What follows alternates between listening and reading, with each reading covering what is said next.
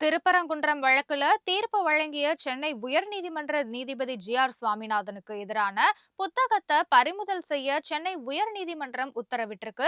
திருப்பரங்குன்றம் விவகாரத்தை சுட்டிக்காட்டி நீதிபதி ஜி.ஆர். சுவாமிநாதனுக்கு எதிரான புத்தகம் சென்னை புத்தக கண்காட்சியில விற்பனை செய்யப்பட உள்ளதா அறிவிக்கப்பட்டிருக்கு. இந்த நிலையில இந்த புத்தகத்திற்கு எதிராக சென்னை உயர்நீதிமன்றத்துல வேலூர் மாவட்டத்தைச் சேர்ந்த வழக்கறிஞர் நவீன் பிரசாத் என்பவர் வழக்கு தொடர்ந்தாரு.